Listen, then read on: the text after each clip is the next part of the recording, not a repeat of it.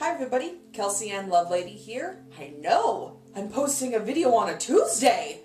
Well, morning class got canceled. I figured I'd take the opportunity.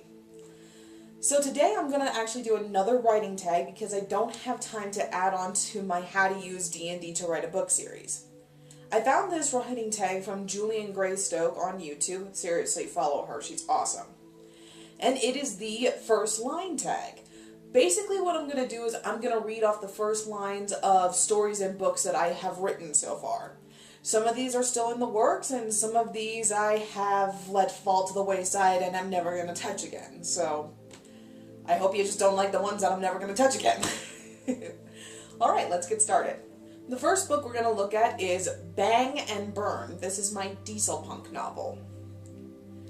On the anniversary of Nazi Germany's first conquest, Le Chalet Noir had closed its doors to anyone who didn't sport a German military uniform or claim to be part of the Gestapo. Right off the bat, we're getting into the thick of it. The next line is from the book that I am currently working on, Starforged Orion. Clayton Jiggins was so out of place in Rigel. Riveting. The next line is from my gothic romance novel, Dreadful Penny. Penrose Dedrick's deep sleep came to an abrupt end when the curtains of her room were thrown open. The next line is from my comedy novel, Dungeon Fighting. Magnus Mayrick. That's it. The next line is from my book, Human Beings Are Not Cars. I knew that I wouldn't sleep on the plane. The only way I could ever sleep on a plane is if I didn't get any sleep the night before getting on it. The next line is from my book of sonnets that I'm working on. Look up into the cloak of night and see the diamond ringing out the simple plea. The next line is from my other gothic romance novel, The Distortion Collection. It was a Sunday afternoon when Florence Grace was on her way to an art exhibit at the new university. The next line is from my old novel, Bounty Catchers.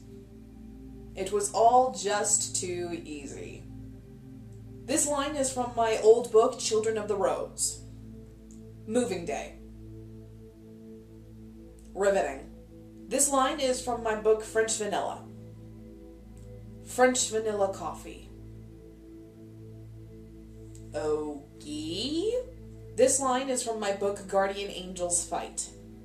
Alright, before we get started, I'd like to let you all know that this is a story that has to do with heaven and hell, angels and demons. This line is from my very old piece, Love Song. I never thought my life could turn around so quickly. How did it turn around? Was it good? Was it bad? I don't know! This is from my book, Love Works for Nothing, which is a parody of William Shakespeare's Love's Labour's Lost. It was the last day of August. Cool. This is from my sci-fi novel, Matriums and Patrix. I was standing in the middle of a room, a blindfolded statue. This is from my book, Rosa Bud, which is about a character from Charles Dickens' final novel, The Mystery of Edwin Drood. Pink Rose Petals. This is from my book, The Shakespeare Protectors. I woke up on a cold day in October. This is from my book, Elementary. My radio alarm clock went off. What is this, the 90s? This is from a book that I have yet to title, but I started working on it in high school. Spring Break, 2012. God, that was a long time ago. I feel old. This is from my book, Privateer of Barbary Coast. I woke up to the morning sun illuminating my workshop and Lacey licking my face. Lacey, by the way, is her dog. Don't get any kinky ideas. This is from my romance novel, The Rogue Prince. Anaria rode through the kingdom of Kid, keeping her head down and her hood up. And this is from my most recent book, Wild Wolves.